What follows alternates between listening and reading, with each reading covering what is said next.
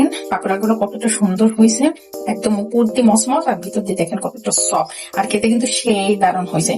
তো আসসালামু আলাইকুম ভিউয়ার্স, খুব ঝটপট একটা বিকানের নাস্তা করে দেখিয়ে দিচ্ছি, সেটা হচ্ছিল নুডলসের পাকোড়া। আর এই পাকোড়া করতে বেশি টাইম লাগবে না, আর বেশি ঝামেলা লাগবে না, খুবই মানে ঝটপট করে নাস্তাটা বানানো যায়। তাই আমি আজকে আপনাদের সাথে শেয়ার করছি কত সহজে এই নাস্তাটাকে বানানো যায়। আমি এখানে ফুল 1 প্যাকেট নুডলস দিয়েছি গরম পানির ভিতরে। আমি নুডলসটা সিদ্ধ করে দেখিয়ে দিচ্ছি।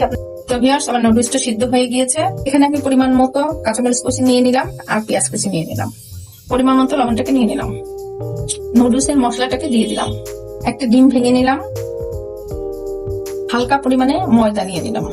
আর এই পাকোড়াটা বানাতে গেলে কিন্তু একটু ময়দা দিতেই হবে, না হলে কিন্তু পাকোড়াটা ঝরঝর হয়ে যাবে। সব উপকরণ দেওয়া হয়ে গেছে। এখন আমি অল্প হাতে আমি নুডলসটাকে খুব সুন্দর করে মেখে নিচ্ছি। তো এই পর্যায়ে আপনাদের কাছে যদি মনে হয় যে ডিমের পরিমাণটা কম হয়ে গেছে, তো সেক্ষেত্রে কিন্তু আপনারা আরেকটা ডিম দিতে পারেন, তাতে কোনো সমস্যা নাই। আর ডিমটা নির্ভর করবে আসলে নুডলসের উপর, আপনি কয় প্যাকেট নুডলস রান্না করবেন বা কতটুকু নুডলস রান্না করবেন। তো এইভাবে আমি সুন্দর করে আস্তে আস্তে করে মেখে নিচ্ছি। দেখেন কত সুন্দর করে নুডলসটা মাখানো হয়ে গিয়েছে। এখন আমি চুলায় চলে যাচ্ছি। আপনাদের যদি মন চাই যে আর একটু এর ভিতরে ময়দা অ্যাড করতে চান তাহলে করবেন, কিন্তু কম ময়দা দিয়ে সব থেকে বেশি ভালো, কারণ বেশি ময়দা দিলে আবার এই পাকোড়াটা আঠালো আঠালো বা আটা আটা একটা ভাব এসে যাবে। তাই একদম আমার দেখেন পারফেক্টলি মাখা হয়ে গেছে। এখন আমি চুলায় চলে যাচ্ছি। চুলায় একটা প্যান নিয়েছি, প্যানটা অলরেডি গরম হয়ে গেছে। আমি এখানে সয়াবিন তেলটাকে দিয়ে দিচ্ছি। আমার তেলটা অলরেডি গরম হয়ে গেছে। আমি এখন পাকোড়াগুলোকে অনেক সুন্দর করে ছেড়ে ছেড়ে দিচ্ছি তেলের ভিতরে। আমার পাকোড়া দেখেন এক পাশে কত সুন্দর গোল্ডেন গোল্ডেন কালার হয়ে গিয়েছে। আমি পাকোড়াগুলোকে উঠিয়ে দিচ্ছি।